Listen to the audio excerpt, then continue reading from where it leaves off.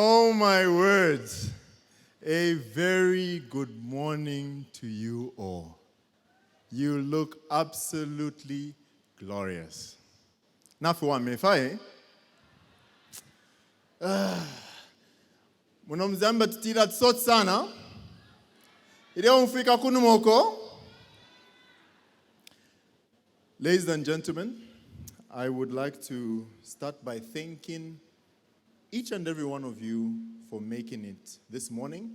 Winter is just setting in, so I can imagine that between the tailors, the saloon, the makeup artists that had to travel at 3 o'clock in the morning to make sure that the faces are beat to the gods, it wasn't easy to come to Ciela. So thank you so much for coming. Governor, Mr. Cameraman, I need to see my governor, please. The governor of the Bank of Zambia, Dr. Gen Nikalearia, thank you for gracing us with your presence. It is a true honor to have you here.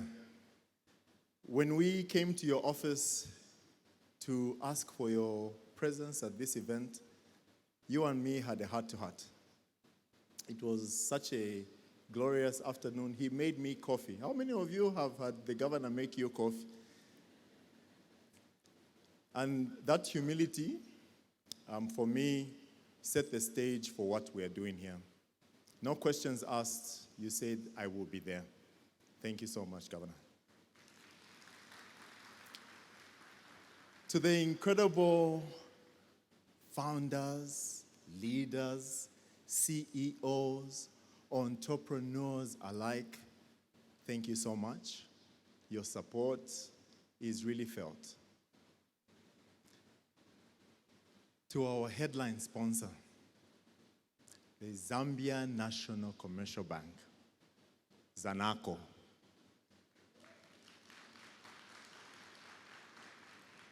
I would like to say thank you so much for sponsoring C-Suite Africa. It's in its inaugural year. You did not know what you were sponsoring. When we came for our signing, Mukwandi called me to her office and she said, Komba, this better work. If you know her, you know she will hold you accountable. Mukwandi, is it working? Thank you so much for believing in us, no questions asked. It really speaks into the ethos of you first. To our partners, sponsors alike, thank you. It wasn't difficult to pull off C-Suite Africa. We had a plethora of partners and sponsors. When the conversation was about Africa's progress, everybody came together. And I am sincerely grateful on behalf of the team. Thank you. To guests that have traveled far and wide, I'm just a boy from Luansha, so as a Pan-Africanist, you're going to be listening to this Bemba quite a bit. So but now Mwisako 19 to Tasha. Thank you so much. Welcome to C-Suite Africa. Now, I'm going to keep my talking points very short because we started a little bit late and we acknowledge that. But I want to start by saying something that is true and concerning for me, and that's where the birth of this whole conversation started. That oftentimes, conversations about Africa and her progress are happening in rooms where this audience is not participating. You normally just get the brunt of it. And then you are asked to maneuver outcomes. And the truth is, if you're not at the table, you're on the menu. If you're not at the table, you're on the menu. That is not a statement to breathe fear, it is fact. Fact that if you're not participating in the conversations that shape your outcomes will be shaped for you. When we put out our first comms about C-Suite Africa, the first ever comms, we went live with a seat. A simple seat placed on the African continent. That seat wasn't about furniture, it was about positioning. It was to say, are you taking your seat at the tables where decisions about your outcomes are being made? A single seat.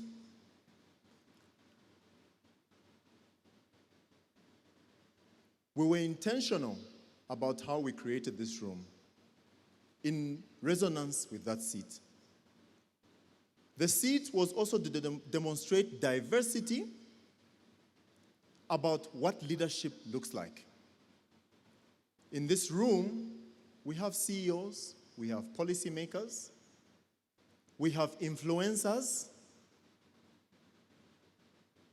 we have different kind of leaders, and each and every one of them in their own right shaping our continent. We went an extra mile, and please understand, this is a very passionate point for me, that each and every seat that you are seated on today was manufactured by a lady. Winnie, are you here? From Winteriors? Hi, Winnie. Winnie manufactured brand new each and every seat that you are seated on today. Because when we went to her with a discussion of we need to be able to demonstrate the significance of Africans taking their rightful position on the continent, she said, say less. We would distinguish them by making sure that we demonstrate the significance of the seat. Now, to the word C-suite, because I know a lot of you were thinking, C-Suite Africa, we are speaking about corner offices, boardrooms, etc. No. It was never about the typical CEO talk, I'm in C-suite. It was about us taking ownership about being the C-suite of our lives.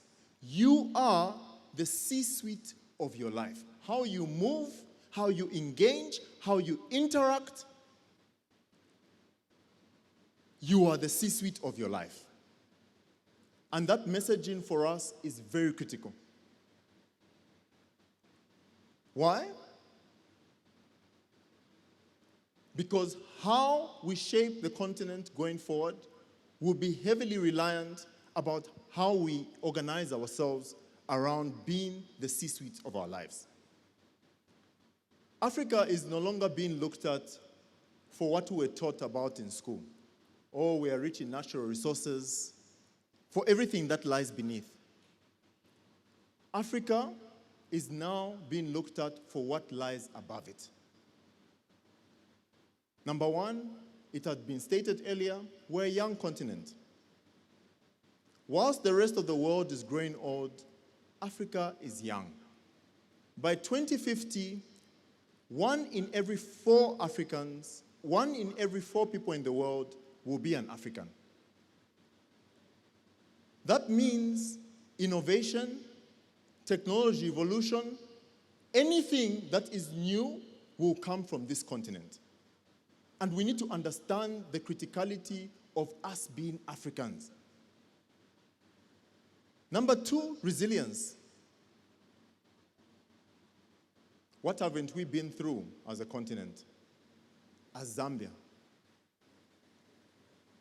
Colonialism, pandemics, challenges alike. Yet we continue to dream, to gather, to come together. Amidst each and every challenge that we go through, we are resilient. The rest of the world is looking to learn how is a continent that has been through so much, so resilient, and so forward-looking. Number 3, women leadership. Mizinga is in the room.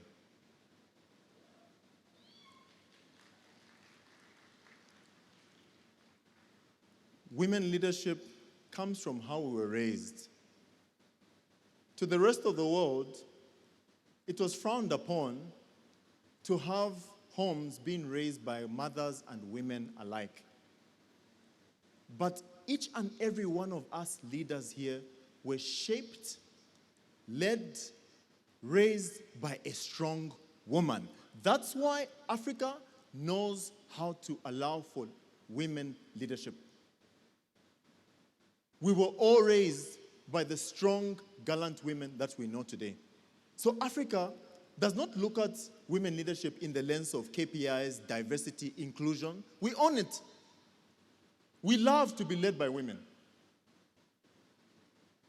If you go to ChatGPT now and ask, which continent has got the most women presidents today? And not enough, by the way. Africa. The Zambian financial sector, comfortably led by women. The rest of the world is still learning, including it in their KPIs for diversity and inclusion. It is not some privilege bestowed upon us. We are happily led by women. They are not asking for permission. They are teaching the rest of the world how it's done.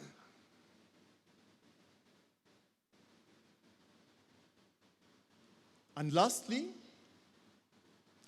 the world is learning Ubuntu from Africa. That at the time when technology has connected the world digitally, but disconnected people emotionally, Africa understands the value of human connection. I was at a restaurant with my kids the other day, and I guess they are now teaching or introducing AI in school. So my younger son says, well, Dad, you see, all these waiters, in a couple of years, they'll be extinct. They'll be replaced by robots. Robots are the ones that are going to be serving food. That's what AI will do. And the other one quickly says, yeah, but what an honor will it be to still be served by a human being? What does that mean? That being human is the premium experience. That was my fast-track lesson in AI. That as you are going to be listening to the speakers unpacking AI for you, and it is now the next industrial revolution, understand that connections such as the one we're having today are going to be the new premium experience. The ability to pick up the phone and call a call center and not have to speak to a machine and speak to a human being will be the new premium experience. To be served by a human being, to come to a conference like this, to be able to connect, is the new premium experience. So the question is, how are you positioning yourself for the human experience? Because everything mundane will be dealt with by a robot. But for us, seated in this room, how do we differentiate? As Africans, how do we show up different? How do we package our value proposition? Because not up until we package it, we align it, we're nothing. Continuously, we will always receive the end of the brand. And that's why conversations and convening like C-Suite Africa become critical. That's why the older generation of leaders and the younger generation of leaders need to come together to be able to form What is our value proposition as a continent, as a people? And when we package that, we align that, no one anywhere else is going to come and take it away from us. So when they ask you, what does it mean to be African? Tell them it means to be agile, to be young, to be innovative. It means that I can be struggling, experiencing difficulty, and I can still show up and serve. You get it? That is resilience. How many of us in this room are battling so many things, but yet today we have shown up in numbers to fill up LICC amidst real challenges? That is what being African is about. But we need to package it. It's not about packing up our natural resources into a truck for them to be processed elsewhere, only for them to be circled back to you to buy.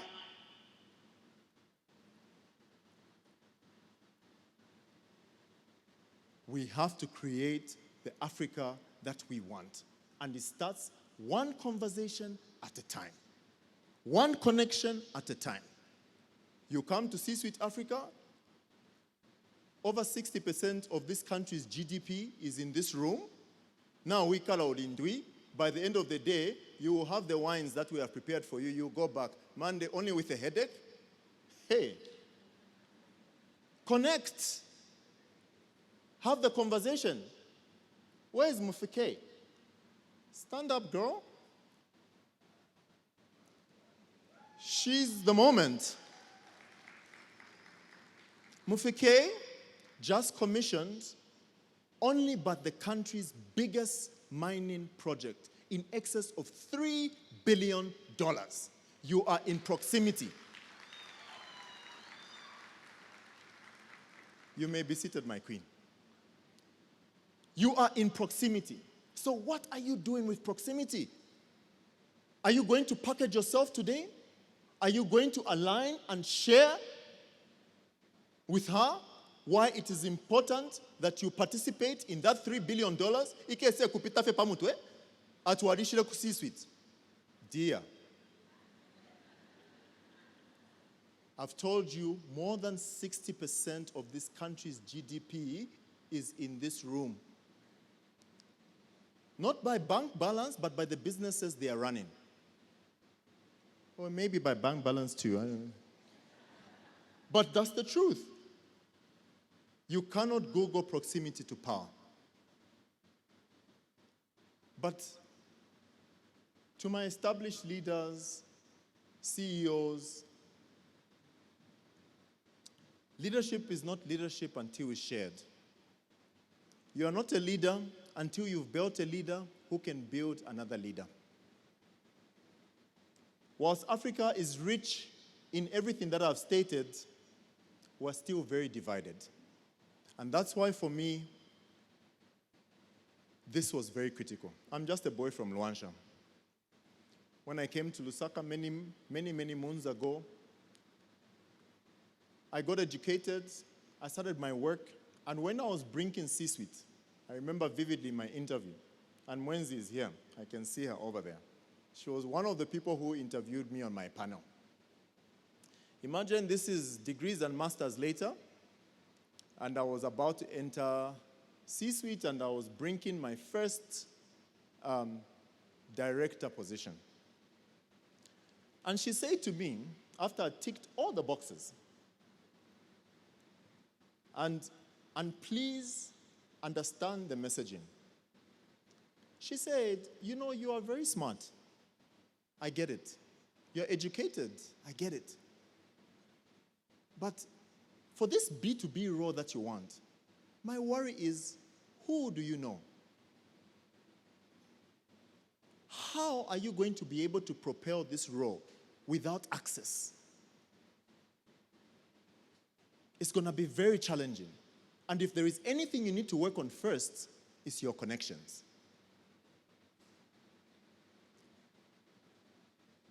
And that was my first lesson in C-suite. That your paper will get you into the door, but it will not sustain you into the door. The relationships that you build, the partnerships that you establish, convenings and connections like this are really what then propel you to the next level. And me symbolically bringing my children here today, it will always go down in history that my children at the ages of 11 and 8 had proximity. What are you doing for connections for the generation that is coming after you? Because we all have people who are coming behind us. And if we don't create platforms for them to be able to thrive, to take over, as leaders, we would have done our country, our continent, an injustice. And don't tell me about LinkedIn, because personally, that is my least favorite social media platform. Because on those platforms, no one is having the honest conversation. You only go there to say, I would like to update you that now I am the thing of what? Are you going there to ask questions that today I failed in a day of leadership? How do I do it better? Is LinkedIn a safe space? Is LinkedIn an Africa-like space? It's not. So how do you create your own platforms where you can safely talk about the challenges? So when I listen to the speakers today, I don't only want to hear the wins. You're winners. By default, you are here. It would be nice for everybody to hear when it was really tough, when you almost gave up, and who it was that lifted you up. Because most times, it's who. So when we create C-Suite Africa, we are creating a safe space for leaders to convene, but genuinely.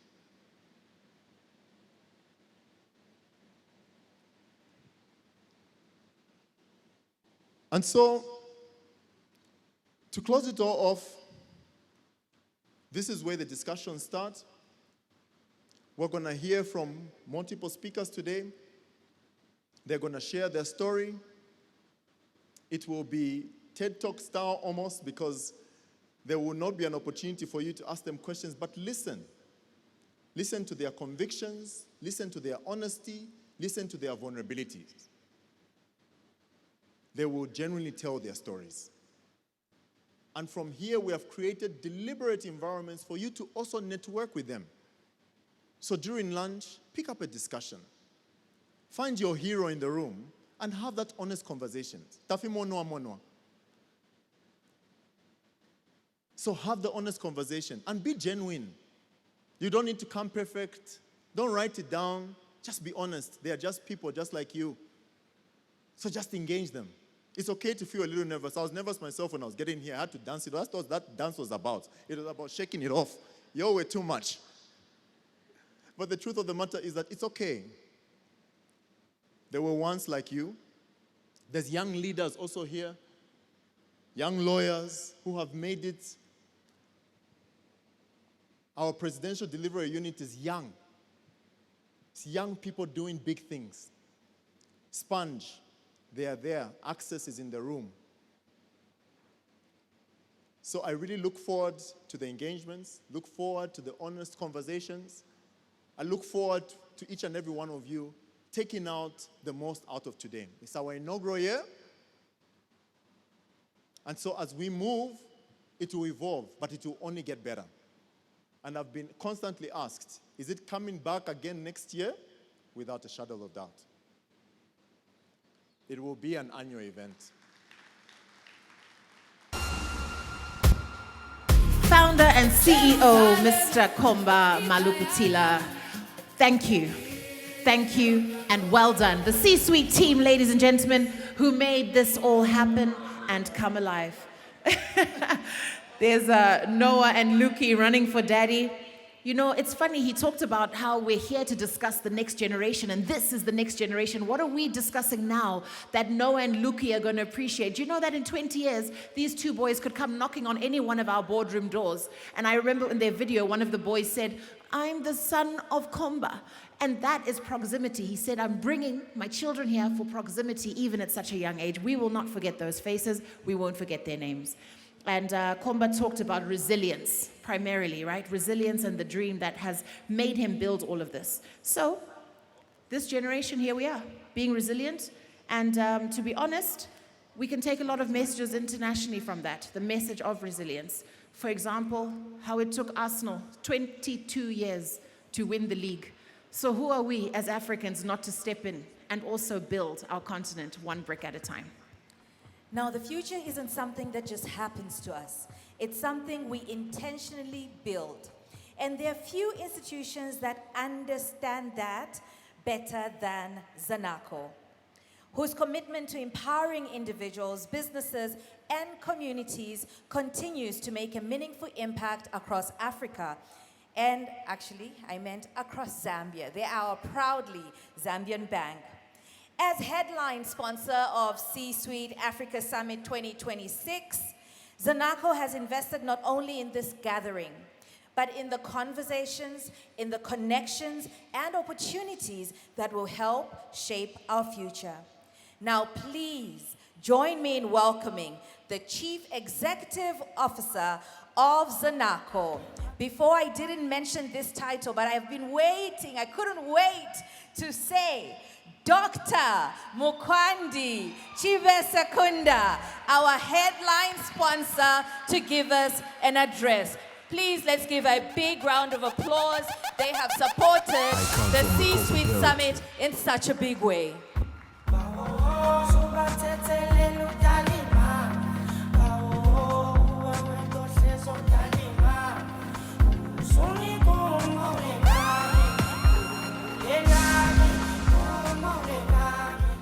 Congratulations, Komba. A round of applause. Just listening to the vision again, it's very clear that this is the right thing to do for Zambia and for our continent of Africa. It's also good to not dance when you're being called up. We can be unique and wonderfully made, so I won't dance like Komba. However, I would like to just acknowledge our very own Bank of Zambia Governor, Dr. Denny Kalialia, the Deputy Bank of Zambia Governor of Administration, Ms. Reka Mohango. Why not a round of applause for her? Until she dances.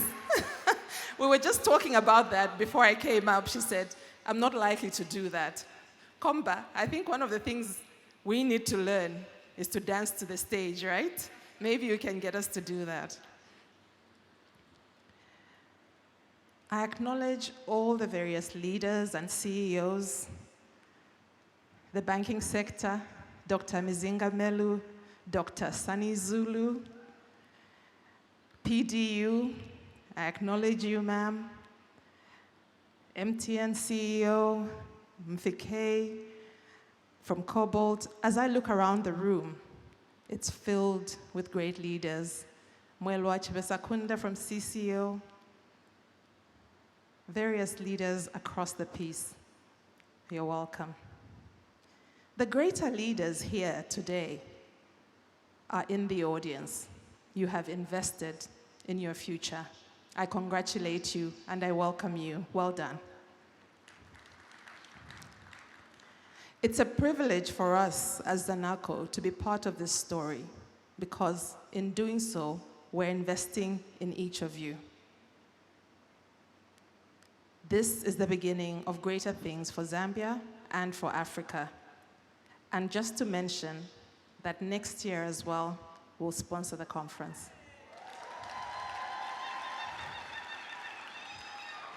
He's dancing again.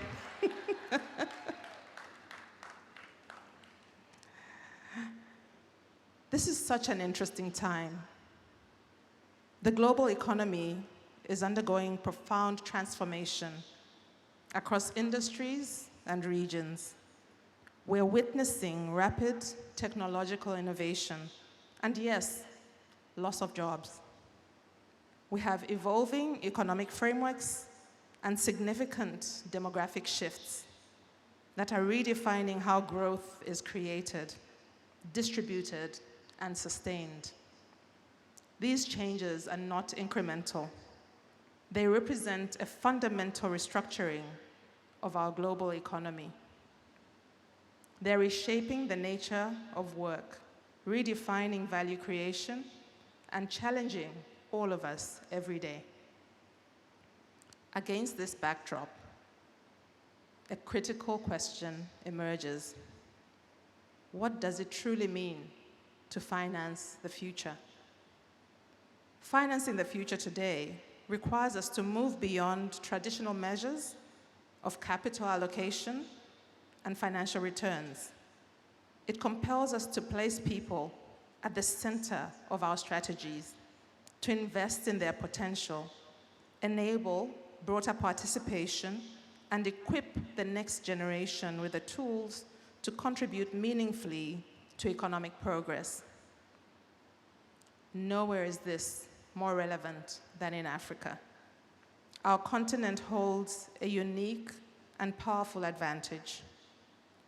Africa is home to the youngest population in the world, and more than 60% of this population is under the age of 25. By 2035, it is projected that more young Africans will enter the workforce each year than in the rest of the world combined. This is not just a demographic reality, it's one of the most significant economic opportunities of our time. Unlocking this opportunity is not automatic. It depends on the choices we make today, whether we invest early enough, strategically enough, and with sufficient intent. Backing a generation requires deliberate action. It requires us to invest not only in infrastructure, but in our capabilities. It calls for education systems that are aligned with future economic needs, access to finance that enables entrepreneurship, and digital ecosystems that allow innovation to scale and thrive. It also requires institutions to fundamentally reevaluate their roles. As banks, we can no longer function solely as providers of capital. As investors, cannot remain passive observers of growth. Corporates must move beyond benefiting from existing systems. We must all become active participants in shaping inclusive and sustainable economic progress. At Zanaco, this is how we operate. We're strengthening our commitment to financial inclusion, ensuring that more individuals and businesses, particularly those in underserved communities, can access formal financial services and actively participate in the economy. We're expanding our support for small and medium enterprises, so I'm quite intrigued by the lady who has done all the chairs in this room. I'd like to meet her. I don't even want to wait for lunch, just at the coffee break. Let's talk.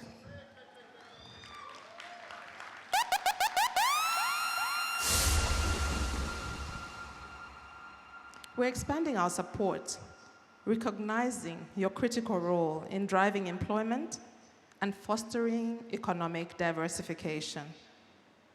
Through continued investment and digital transformation, including our Zanaco Express agency model, we're improving accessibility and ensuring our services remain responsive to the needs of a young and increasingly connected population. In addition, we have made a deliberate and strategic commitment to advancing women as key drivers of economic progress. Through our Z Women's Banking proposition, we're expanding access to finance, supporting women-led enterprises, and working to address structural barriers that limit full economic participation. These efforts are guided by our You First brand promise. This requires that we place our customers first by delivering solutions that are accessible, relevant, and responsive. Our communities first, by supporting initiatives that promote inclusion, well-being, and opportunity. Zambia first, by aligning our efforts with national development priorities. That is why we're sponsoring this today. Our employees first, by recognizing that sustainable impact begins with empowered people. This is how we translate strategy into meaningful outcomes. However, it's important to recognize that no single institution can achieve this at scale. Financing the future requires collaboration. It calls for strong alignment between the public and private sectors, partnerships that combine capital with expertise, and policy environments that support innovation and inclusion. Above all, it requires a shared commitment to building systems that expand access and opportunities for all. That is what it means to finance the future. It's collaboration, it's trust. It's about ensuring that growth is not only achieved, but it's shared prosperity. It's about strengthening resilience across communities and economies. It's about creating an environment where the next generation is equipped to succeed. The C-suite future leaders of today, here in this room, and all across Zambia. In closing, Africa's future will not be defined by demographics. It will be shaped by the decisions that we make, the investments we promise, the partnerships we build, and the extent to which we're willing to support our next generation. The question is not whether Africa's future will be shaped. The question is, who will shape it? And who will finance it? At Zanaco, we are clear in our position. We're committed to financing inclusion. We're committed to financing growth. And we're committed to banking the future generation. We start with the leaders of old, and I'll quote some of the leaders that have gone before us, who started Africa. We were able to achieve political freedom. For us to now achieve economic freedom, we start with the generations past. Some of the iconic African leaders whose vision have shaped our continent. Julius Nyerere said, "The future belongs to those who prepare for it today." Nelson Mandela said, "Education is the most powerful weapon which you can use to change the world." Kwame Nkrumah said, "Africa's story will be written by its sons and daughters, or it will not be written at all." Ngozi Okonjo-Iweala said, "Leadership must come from every sector." And finally, Graça Machel said, "The future of Africa is about investing in its young people." So leadership in Africa is not just about stewardship of the present. It's a deliberate investment in the future generations. I thank you. Thank you to Dr. Chibesa Kunda for your address. Thank you. The question is, who will shape Africa? Who will finance it? We are not debating anymore if we're moving forward. The point is we are. She talked about collaboration and trust, creating communities and sustainability. and investment and partnership. I think from us, Dr. Chibesa Kunda, we just want to say thank you for believing in Komba. As he said, when he pitched this to you, you said it better work. And here we are, the wheels are in motion. So thank you for believing in this. Thank you, thank you, thank you. They say leadership is measured not only by what you build, but by the people you inspire along the way. Our next speaker embodies exactly that. She has led at the highest levels of African business while remaining committed to mentoring the next generation of leaders, including our founder of C-Suite Africa, Komba Malukutila. So this one is truly special to him. A respected executive, visionary leader, and a champion of innovation and growth across the continent. Please join me in welcoming Ms. Muitwa Ngambi, the CEO of MTN Côte d'Ivoire.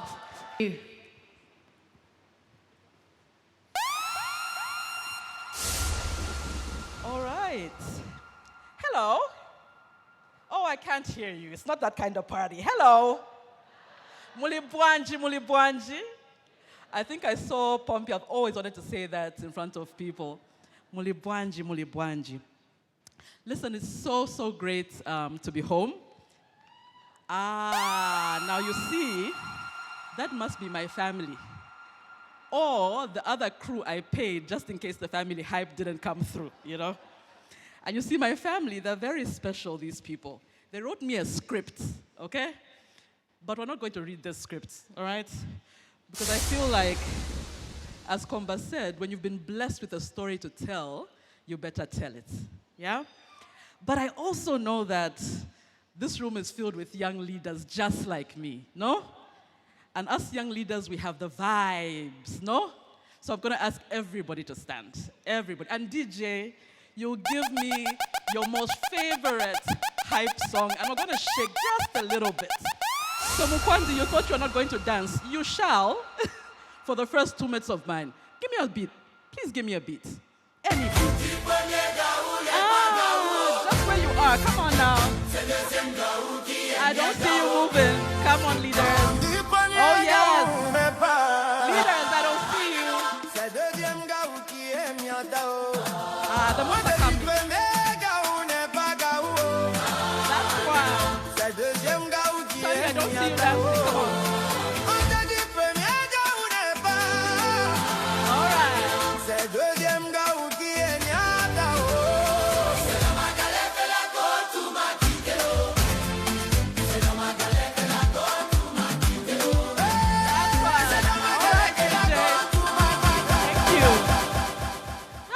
We get excited, huh? We get super, and I'm sure he played that song because I'm currently in Côte d'Ivoire, and I didn't know before I moved that Magic System is from Côte d'Ivoire. But listen, I'm so happy to be home, and such an honor for me to speak in Zambia. I've spoken on many stages in many countries, but funny enough, I've never spoken to a room at home. So like Lulu said, this one is really special. And well done to you, Komba, and your whole team for pulling us all together. And if anyone who knows Komba, they know that he's very annoyingly persistent. So he was not taking no for an answer, but I made it, and I'm so glad to be here. And he asked me to speak about the weight of the seat, the weight of the leadership seat, and how we must lead when it's finally our turn. But Komba team, you'll see in the title, I scrapped that word finally. Because every time I read it, it was giving, we should be grateful to having been finally be handed the seat to lead. But what I know about leaders, all of you in this room, and I know also about myself, leaders will lead.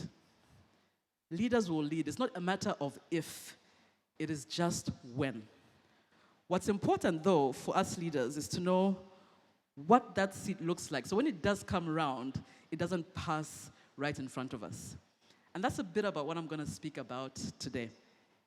But before I do, I want to start by giving you a quote. This quote I saw quite a few years ago. And now with social media, I don't know if it was a famous person or just somebody musing on social media. But the quote read, "You're never too young, you're never too old, you are always right on time in your time zone." And this I picked up around 2017, and believe it or not, it's a saying whose saying I don't know, but has carried me through over the last 12 years that I've lived and worked outside of Zambia. And I caught this saying around 2017. This picture that you see on the screen was taken around 2017. In that picture, I was 33 years old. Yeah, now I see everyone's doing the calculations. So how old is she today? I was 33 years old, appointed for the very first time as CEO of Tigo in Senegal. And Tigo, just like MTN, you know I have to mention them, right? Just like MTN is a mobile operator that was operating in West Africa. And around this time, I was questioning whether it's really my time, if I'm not too young at 33 years old, to lead a multi-million-dollar company. Am I not too young?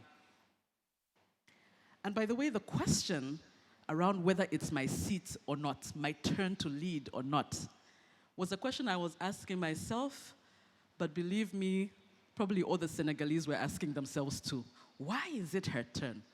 How come her? And I was asking myself this question because, one, like I said, I was 33 years old. Ladies, hey, I was a woman, still am. You have to check these days, huh? Still am a woman. I'm black, I'm African. I'm coming from an Anglophone country called to lead in a Francophone environment. Is it really my turn? And I'm sure a lot of you sitting in this room, you ask yourself the same thing too. And by the way, no matter how many years of experience you have, and I'm sure my fellow execs will tell you, the questioning never stops. The questioning never stops, because guess what happens? The companies get bigger, the stages become wider, the audiences become broader.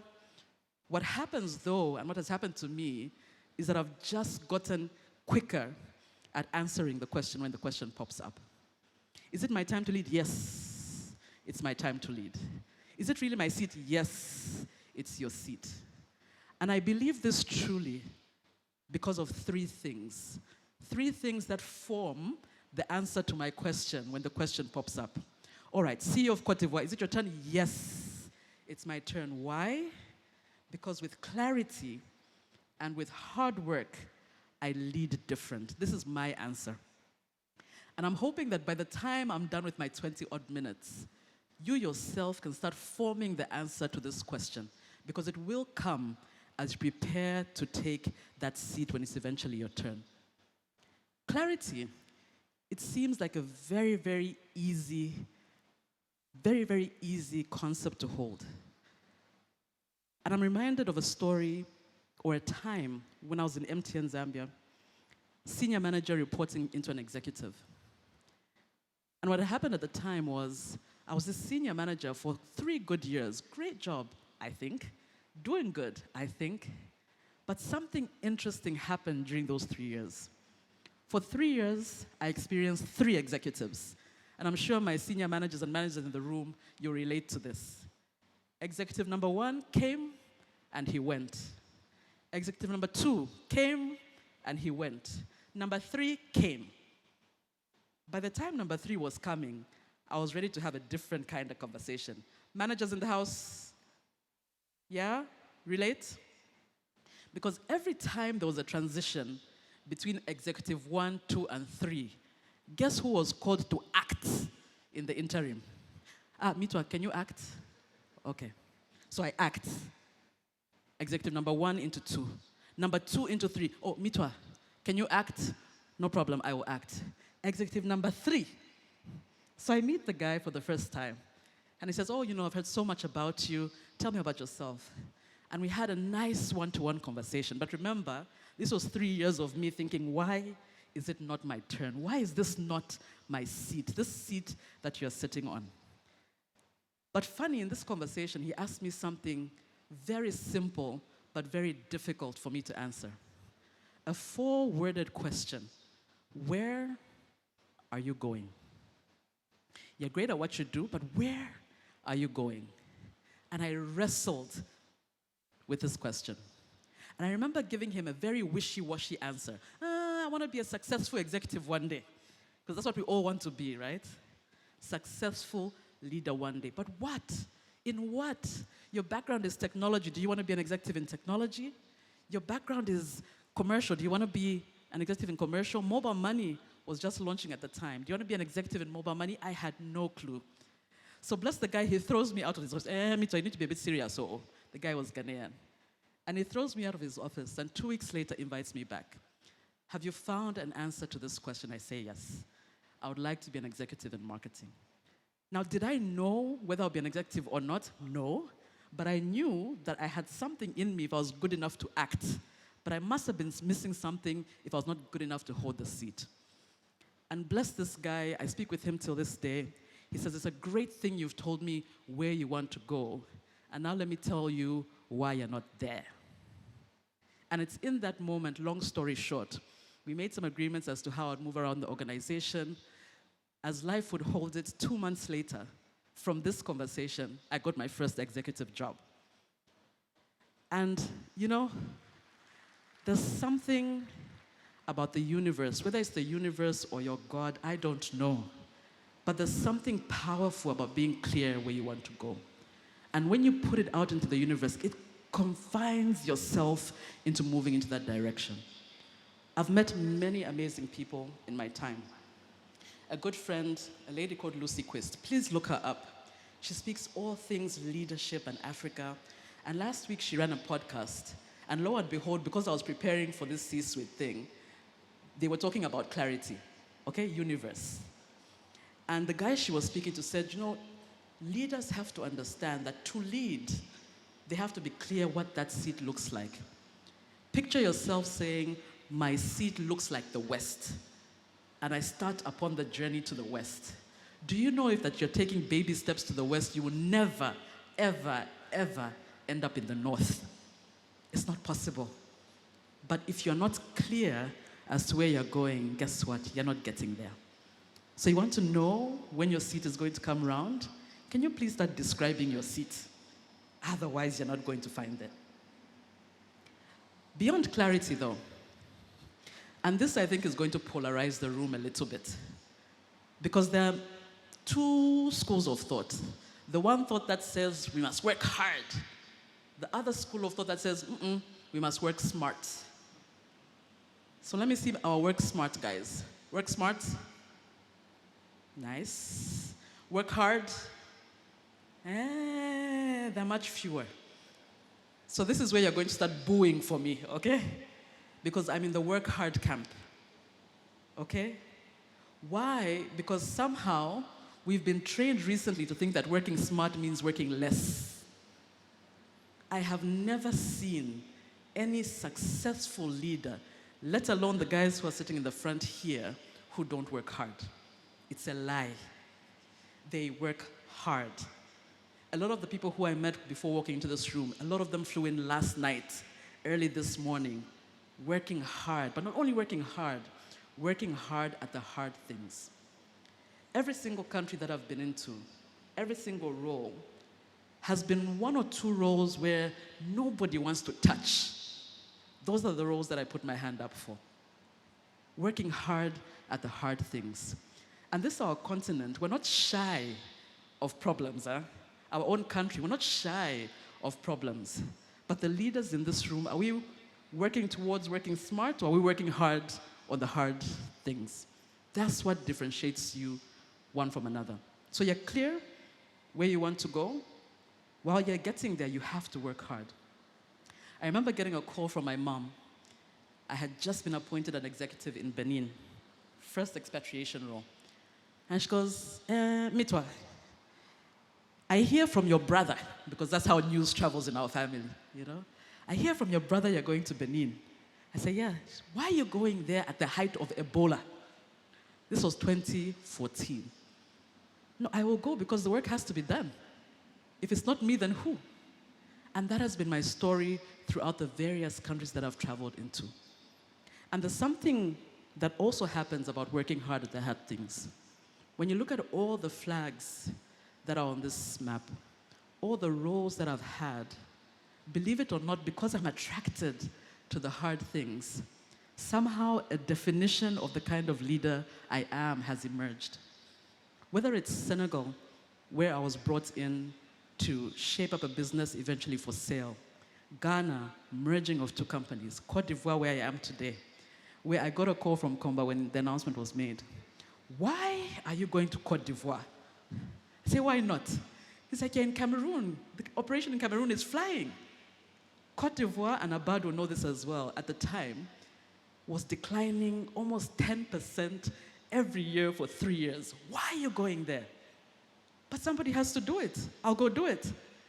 And somehow, by raising your hand for doing the hard things, you get defined by. Now, when I meet people and people are trying to introduce me, I was at a birthday party in Cape Town a few weeks ago. The ladies are in the room. And this lady, Shupe, she kept on introducing me. She says, oh, Chola, meet Mitwa. Oh, she's a turnaround beast. She's a transformation beast. I said, I am? When you work hard at the hard things, you get defined as the leader who you're supposed to be. And every time somebody's looking for somebody to sit in a seat that looks exactly as you worked hard in, your name will always pop up. Work hard on the hard things.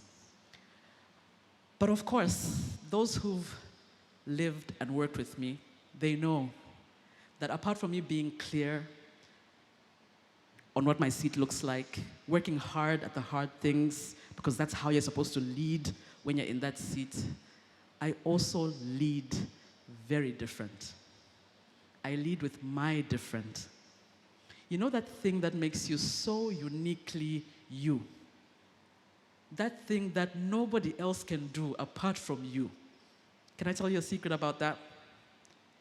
Unless and until you are ready to fully embrace your different, you will never be able to lead. Can I say that again? That thing that makes you super different, you know it, only you know it. Unless and until you are ready to fully embrace it, you will never be ready for that seat. Because it is that seat that requires you to be your true, authentic self. While you're working hard on the hard things, the thing that sustains you, the superpower that allows you to carry the weight of the seat, is your different. And people who've worked with me, they know that in my world, I work hard, but I'm usually very happy doing it. Joy and excellence in my world sit at the same table. And the CEO that I am doesn't look like the typical CEO there is. And in Cote d'Ivoire, they remind me of this every day. Mitwa, why do you let people call you Mitwa and not Madame le DG? No. I lead different. In my world, joy and excellence sit at the same table. I got a call from my sister once. I had just posted this video on social media. And she goes, Mitwa, do all your strategy sessions begin with dance? I said, yes, they do. And this video was taken at the very first strategy retreat I had with MTN Cote d'Ivoire. Remember, a business declining 10% every year for 3 years. If you entered that room, you would not be able to recognize the team that's leading that organization. Lead different. What makes you different? Funny story. I was supposed to start with a few words, as you can see on that screen. Mitwa, please take the floor. CEO walking in for the first time. The guys don't know me from anybody else. And I say, you, Deepak, Indian guy, what's your favorite song? And he tells me, you know? I said, I don't know that song. Please put it on YouTube. He puts it on YouTube, and the song starts. I said, yeah, now we're dancing. And before you know it, the whole room is full of energy. My leading different. I lead with positive energy, I lead with vibes. But I know that this gift that I have is not just because. This gift of spreading positive energy is what allows me to carry the weight of that seat. So what is your different? Without that, you will not be able to lead. And you must show your difference so unapologetically. I'm sure a lot of you, even when I was coming up, like, how is she going to speak? This is how I am. Oh. Just like this. People must find you so guilty of your different that they must want to write about it. There's a time in Cameroon, my team came up to my office, panicked. Oh my God, Mitra, there's this article about you. I'm not sure you're going to like it, but we have it under control. I said, oh, what does the article say? And my French speakers in the room, they'll tell you, the title of the article is Mitwa Ngambi, la souris comme signature, la performance en bandolier. And it simply means that a smile as her signature, performance as her hallmark. The guys were panicked. I was like, why are you panicked? This is a brilliant article. Because it means that the way I lead different is not an example only for you guys in here, it's an example for everybody else. Don't hide your different. Of course, I only have 20 minutes, so I have to start wrapping up. Komba, you asked me to share what it looks like and how to lead when it's your turn. How will you know when it's your turn? You have to be clear. What does your seat look like? And my work smarters, I'm okay, work smart, but work hard first though. You have to work hard at the hard things. And you have to find that thing that is so different and so unique within you, because that's going to be the fuel that will carry you through every single leadership seat that you sit in. Like I said, I've met some amazing people in my lifetime. The tall guy on the right-hand side, his name is Ralph, my boss.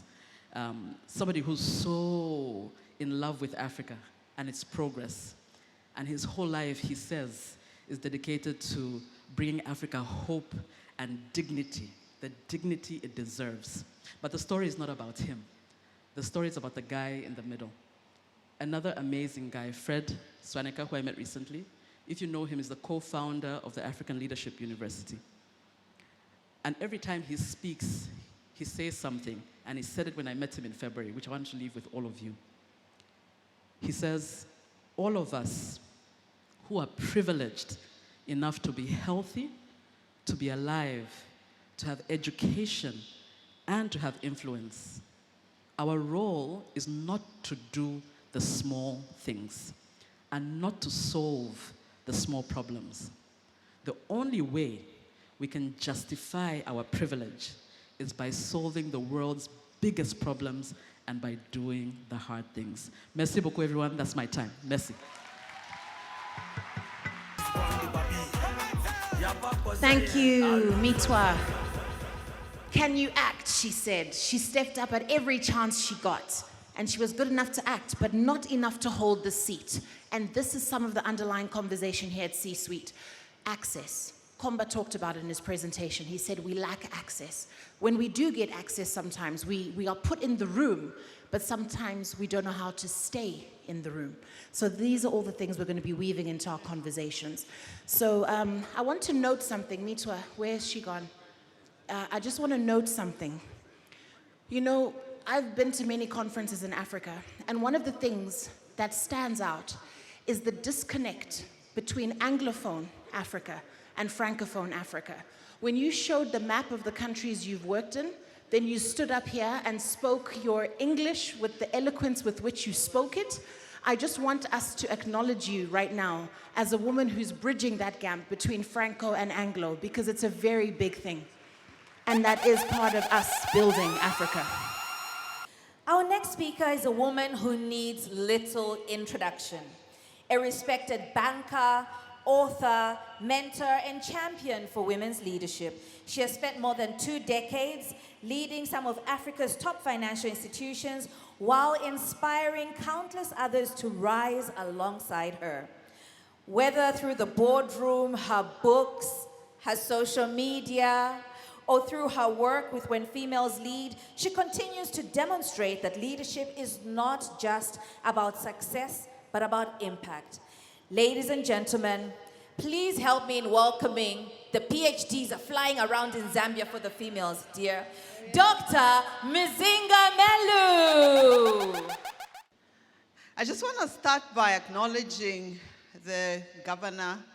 Thank you so much, sir, for coming. This means a lot to us. I've got an echo. Thank you so much to the Deputy Governor. Thank you so much, Ma'am, for being here. I just want to acknowledge Komba. Komba, where are you? Komba, we love you so much. I have a lot to say about you, and I'll come back. I want to acknowledge Dr. Mukwandi Chiwesakunda, well-deserved. Dr. Sani Zulu, well-deserved. And Mwitwa, who just spoke now, you spoke so well. Thank you so much. And it's a morning of ladies coming to speak. So thank you, Komba, for celebrating us, celebrating our ladies. Abad, I didn't see you, but I think you're in the room somewhere. Abad, is Abad here? Is Abad here? If you're here, please wave. Is he here? No? No, he's not. Okay. So I just want to acknowledge all of you and just say you are all welcome. And everybody looks so serious. So please say to your neighbor, I'm happy to be here. Ask them how they are feeling about this morning. Just say we're having an amazing time. That's great. Komba, congratulations. A huge congratulations for bringing us here together. When I saw this, I just knew that this is going places. Because what Komba touches turns into gold. So Komba, I just wanted to say huge congratulations. We celebrate you, my little brother. We sincerely celebrate you. Why don't we give him a big thank you clap? And Komba, you know I'm an elder in church, so I prophesy that next year, this is not just going to be an Africa thing. This is the last time it's a Zambia thing. This is a global conference. We are getting leaders coming from everywhere. We have them now, but next year, this room is going to be small. So you better start looking for another room, Komba, because this conference is going places. Because what you're doing here is touching every young leader and even older leaders like ourselves. You asked me to speak about becoming the standard, what it takes to lead at the highest level. And Komba, when I thought of the word standard and becoming, it was quite interesting for me because I actually liked becoming. Because becoming means you haven't arrived. You have to keep going. You don't like you have become. You have to keep going. And you are a standard everyone is watching every day. Whatever we do, everybody's watching. They watch how you lead. They watch how you treat people when they are down. They watch how you celebrate when you are up. And they watch how you treat the people around me. And as I speak about being the standard, leading at the highest level, I'm going to talk a lot about the down moments. Because being at the highest level, leading at the highest level, requires more than just celebrating your title, celebrating your bank account. That comes. It requires more than just celebrating the fact that you are in the corner office. And I'm glad today we are talking about the C-suiter. You, the C-suiter. What does it take for you to lead at the top? And indeed, Komba and our deputy and our governor, it's always very sad for me when people work so hard, they get to the top, and they are in their positions maybe for 2 years. So a story I have is, a few years ago, there's a lady that got appointed to the highest level, and she's not unusual. We have a lot of them like that. And a few months into the role, she had to step down from the role. And when we asked her why she stepped down, I took time to understand, why did you step down from your big role? And she said, I did not get along well with the board. and you see the announcements which says you are going to pursue things outside personal interest. And I said, you cannot work so hard just to go and pursue personal interests. It's important for you to work hard enough to stay at the top. So what does it take to lead at the top? What standard are we setting? I have been a CEO since 2008. So everybody asks me, wow, that is long. Since 2008, the only job I've ever done is CEO. And I can tell you now that the only job I'll ever do is CEO. So if people say, well, what will happen when APSA says we don't need you anymore? I'll still be a CEO because I'll set my own table and be a CEO. So you can be who you want to, and you have to declare it to yourself that that's what I'll do. I'll set that standard. So number one, being at the top requires a lot of self-leadership. You first need to lead yourself. You can't lead other people if you are not able to lead yourself. And leading yourself requires a lot of resilience, requires a lot of consistency, and requires excellency. Mwitwa said it. You've got to work hard. You don't just get to the top without being excellent. You have to work hard. But there are times when you have worked so hard and the people you work for still decide that maybe you should do a job which is relatively smaller. But everybody around you will think you are still doing amazingly well. You are, but it takes resilience. So a few years ago, I was leading the continent as global, as regional head of Africa. And it was an amazing job because I was responsible for all the African countries.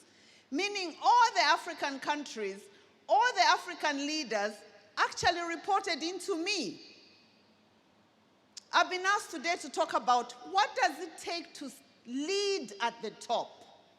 And I want you to know that leading at the top has moments where we celebrate, but there are a lot of down moments, but they don't show. And I need the young people in this room to know that there are moments like that. And there are a lot of them too. So I was leading at the highest office in my bank.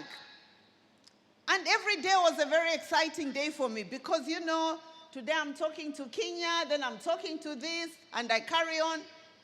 Then one day, my boss comes and says, including Zambia was reporting to me. My boss comes and says, you are going to be responsible for Zambia.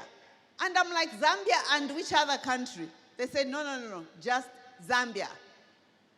I said, but I'm responsible for all these other countries. They said, yes, but we have decided that you'll be responsible for one country and one country only, and that country is called Zambia. It was a very difficult moment for us as a family because we were very worried, not about being responsible for Zambia, but it was about what are people going to think? What are people going to think? But I've got an amazing husband.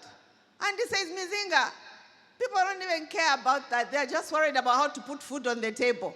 You just go and do that job. So I came here, and I have been in this job for 9 long years from that time. We've been able to turn the business around. We've been able to rebrand from Barclays to APSA. We've been able to do a lot.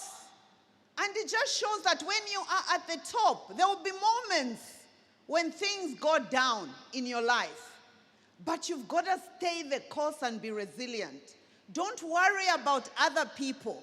You are at the top. But what's going on at the top, it's between you and yourself. You are leading yourself. You have to be resilient. You have to keep walking. You have to keep being majestic. I said to God, God, why did you bring me back to Zambia? I was already doing this job. I had done CEO Standard Chartered already for 5 years, and you have brought me back to lead another bank, to lead ABSA. Why did you bring me back? So my question was very much with God. God, you've got to show me. You can't say go back and lead at the top.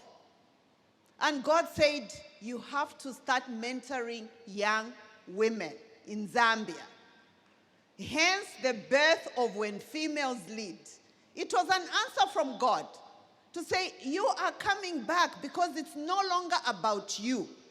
So when you are at the top, it moves from being about you very quickly to being about other people. So when I came back, it moved very quickly. So far, we have mentored over 1,000 girls. We have impacted over 3,000 girls. If you are from When Females Lead, give us a high five, because that is what God brought me back to do. Yes, he brought me back to do this, but there's a lot more. So it's about leading yourself. Even when things are down, you have to just stay up and keep going. The second point, very quickly, surround yourself with great people. For you to stay at the top, you've got to be very clear that you have to surround yourself with the best. Don't compromise. If I was from corporate, I would have used the other words, but Komba, I leave that to you. Don't compromise. Only surround yourself with the best. And create an environment where they also grow. It's not just about you. I asked whether Abad was in the room because, and it was boss is probably in the room, because for him to allow you to do this, hats off to him, Komba. Hats off to your boss, because he has allowed you to shine. So we should allow our members of staff to shine and be who they are, who they want to be. Because when you do that, they will grow. You will shine because they are growing. So surround yourself with the best. I don't compromise. If you are not the best, you will find yourself out of the door somehow, legally, but you will find yourself out of the door. But if you are the best, you're going to stay. The next point is develop people. I'm a big fan of developing people so that they grow and they become better people. So setting a standard, it's not about you. You are there, and lead yourself.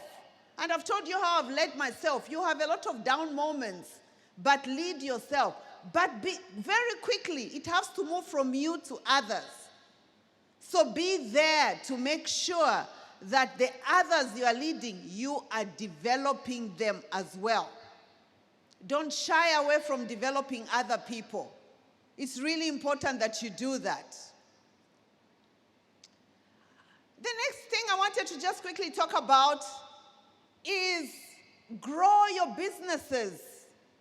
Whatever you are doing, whether you're an entrepreneur, whether you are running a business, whatever, just remember, you've got to, which was actually already said it very well, but grow your businesses.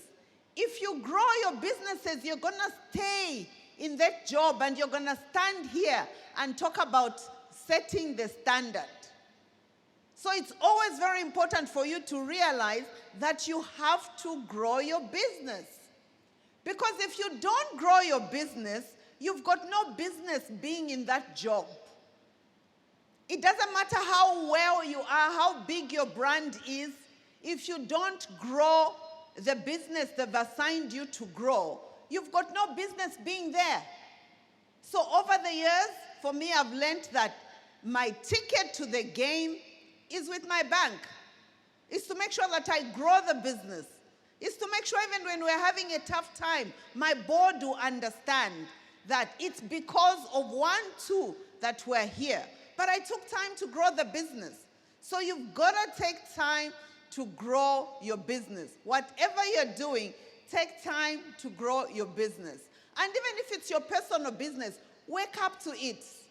You know, sometimes we work so hard at our places of work. When it comes to your own personal business, you compromise. You are running your own thing, but you are compromising. You are saying, today I'm not waking up. Today I feel like I'm not going to work. And then you complain that things are hard. But when it comes to other people, you wake up because you're going to up, so you're going to wake up. But what about when it's your own business? You've got to work hard as a C-suiter.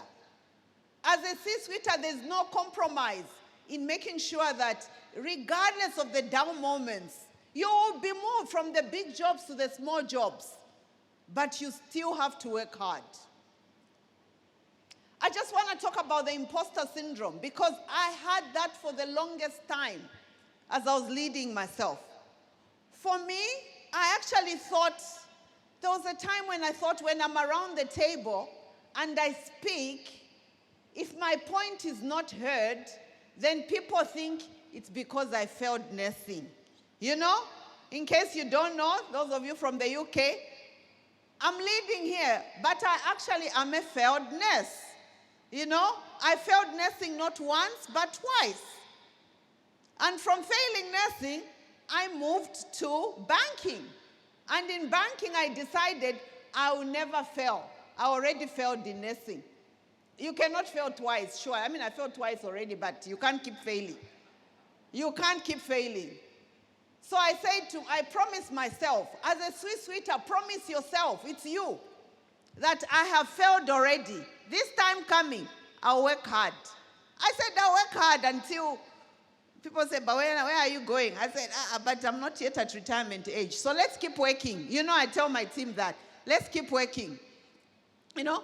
So when I got into banking and I got into CEO, whenever I'm seated at the table and we're having tough conversations, I would then think, maybe it's because they think I failed nursing. That's why they're not taking my point across.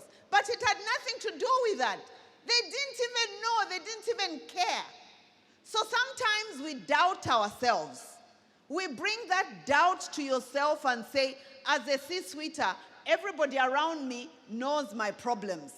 Everybody around me, even now where you are seated, everybody around you probably knows what happened at home, probably knows where you are, you know, wherever it's so tough. But just know that you don't have to have any doubt in yourself. Feel confident about who you are. Feel confident about where God is taking you. Where you are may be down sometimes. And where you are, you may be thinking, should I really continue because life is so hard? But as a C-suiter, you'll see some of us who've been at the top for a long time. It hasn't been easy. There will be down moments. There will be moments where you think, maybe I'm about to walk away. Why would I be given a smaller job? But when you surround yourself with the best people, they will encourage you. They will tell you, keep going. You've got this.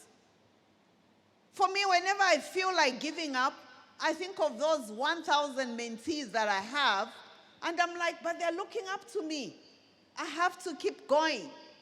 So as a C-suiter, things will get tough, but you've got to keep going. And you've got what it takes. The other point, which is almost my final point that I wanted to talk about, is that be a praying C-suiter.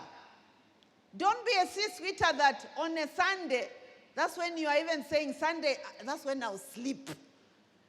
When are you resting? Sunday. Why are you sleeping instead of being in church? Huh? And then on Monday, when things are hard, you are like, life is not fair. Why weren't you in church so that at least we can pray for you? You know? So as a C-suiter, yes, rise to the top. I always talk about as you rise. Remember, you have down moments. Remember, things will be tough. But always remember to put your God at the center of everything that you're doing. For me, regardless of whichever country I go to, the first thing I look for is the church. I'm like, where is the church? Because when I put my God first, nobody can come my way. Even when things are hard, even when they decide that now we're going to give you a smaller job, I'll embrace it to the point that they even start regretting to say, maybe we should have sent her to, I don't know, Sierra Leone or something. But, you've got to get to that point where you just continue doing your best. So as I conclude, dear C-Suiter, I think the first thing is lead yourself. Have the discipline, have the consistency, have the excellency. Dear C-Suiter, life will get you down. There will be moments where you are leading at the top, you've set the standards, but setting the standards doesn't mean there will not be down moments. There will be down moments. But even when the down moments come, be resilient. Dear C-Suiter, only surround yourself with the best. Make sure that the best are the ones that surround you. Don't drag yourself with surrounding yourself with people who don't know what they are doing. A number of C-Suiters interview so well. Zambians are blessed with good English. But when it comes to performance, sometimes it's something else. But we see through you. We see that is just English. Somebody speaking English. You have to be there to perform. And finally, remember, C-Suiter, put God at the center of everything that you're doing. I just want to take this time to acknowledge Mr. Jito Kayumba. I didn't acknowledge you when I started. Thank you so much, sir, our great supporter through and through. So, dear C-Suiter, have a lovely day, and Komba, congratulations once again. Dr. Mizinga Melu, I feel like I should say amen, because after that, it almost felt like a sermon. We honestly celebrate religious diversity, but I think I also admire people who wear their hearts on their sleeve and are absolutely proud of their faith. Everything she spoke about, she was centering it back to God. Your presence on the stage, you just speak power. Can we just get the ladies in this room alone just to celebrate this woman and who she is and the journey she's walked? You can feel it when a woman is in charge. One thing that she said that struck me is she actually understands her value as a woman, because she said, I will never be anything less than a CEO. If it comes to it, in fact, I will create my own table and continue to be a CEO. It's either CEO or better. So that is inspiring, and that is the value of understanding exactly who you are. So some career assignments, I love what you shared about being moved to Zambia, that some career assignments, you might not understand why you're being moved, but you just have to pivot and sometimes just have faith and just understand that wherever you're planted, there is a bigger picture. And that is where I guess you birthed when females lead, as you said. So thank you very much for sharing that. Hats off, as you said, Komba, hats off to your boss for letting you shine. Everyone's been asking me, I'm from Zimbabwe, people wanted tickets, they wanted to come, hey, but so is it an MTN event? I was like, no, it is not. It is C-Suite Africa. So that is a big thing, and I think we celebrate that. We celebrate everybody in this room who is leading teams, who is surrounding themselves with the best. Komba, you have surrounded yourself with the best. You are all the best for being here, so thank you.